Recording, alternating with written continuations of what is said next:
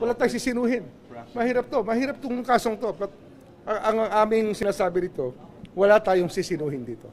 Lahat ng kinakailangan mailbo, lahat ng kailangan ng freeze order, lahat ng kinakailangan mahabla, hahabla natin. So ano yung recommendation ng NBI, sir, regarding the... Hindi ko hawak yung papel, kaya hindi ko maano.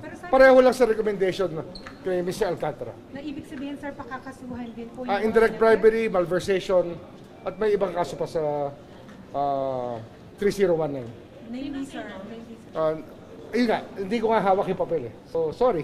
Pero sir, Escudero, Hindi na, I think nabasa na naman lahat eh. Nabasa na lahat, tsaka we gave the paper already. So sa kanila na manggagaling. So hindi mo manggagaling sa amin, usapan po namin sa kanila manggagaling. At may freeze order na rin, sir, sa mga bank accounts? Na-inform na ho namin na AMLA. Lahat. Yes. Sir, hindi naman kailangan mag-submit sila ng mga evidence para patunayan yung allegations? Hindi nga, kaya nga naglagay pa kami ng affidavit eh. Tsaka sworn affidavit na yan, na ang tawag dyan, case build-up stage namin. Pero the moment na mag-file ng complaint kasi, that triggers already the AMLA to start filing cases. Sir, kasama Senator Cheese kasi bago dun sa nirecommend. Kasama na siya. Kasama na rin. Kahapon kasama. Si Speaker kasama na rin. Recommendation pa lang. Recommendation pa lang. Pero siyempre lahat na nabanggit doon, sensitive na matter to eh. Siyempre, wala tayong sisinuhin dito, lahat na nakasama.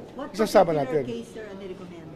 All of that, kasi malversation covers most of it eh, sa pera eh. Ang pinakamahalaga rito yung crime sa pera na talagang nawala sa bayan, yun talaga ang kasong ilalagay. Pwede rin naman ang plunder. Kaya lang siyempre, iba ang theory ng case of plunder at iba rin ang pag-prove dyan sa korte. Sir, may ebidensya talaga si Yusek DPWH? Ayan nga, i-evaluate pa namin. Kasi siyempre, sabay-sabayan, dumarating ang mga testigo. Kailangan din namin ng leeway para ma-evaluate namin na maayos. Sir, yung supplemental about Senator Cheese lang. Oo nga. Hindi kasi yun na tinanong ng NBI. Hindi ako kasama rin sa nagtatanong. I am not part of the people who vetted the statement. Sir, paano yung arrangement nyo as protective witnesses sila? Paano arrangement nyo with the Senate? Kasi dito sila, di ba? Hindi, ayusin pa namin. I'm going to have a session with the Senate President about this matter. Kasi nga, yung iba sa kanila, mas madaling ma-access ang documents sa kinakailangan namin para maumpisahan namin ang pag-evaluate sa kanila na maayos. Kasi many documents are in their possession but they have no access because they're still in detention. So that's why we're requesting, that's why we're telling the Senate President protected witnesses sila so that the danger of them facing the possibility of them facing a dangerous situation is lessened para ma-case build-up namin ito. So sa until now, wala pang nako-qualify mapasok sa WPT? Wala pang naka-qualify maging state witness. Pero basically, all of them wrote us to become part of the Witness Protection Program. And that what we do here is that if they're real witnesses, kung di sila kasama sa crime, okay. Kasi madali yon. Parang itong last affidavit this morning, no? Anong status sa gawin niya? Ayun, madali hong i-qualify yun as state witness. Pero may evaluation pa rin. Siyempre, hindi sila part ng crime eh. Pero pag part ng crime, protected witness pa rin kasi they're still testifying for the case of the government. So we have the duty to protect them if they ask for our protection. Kasi usually naman yan, the court o kaya the police who take care, basta sa lahat ng klaseng kaso, may nagpo-protect sa kanila.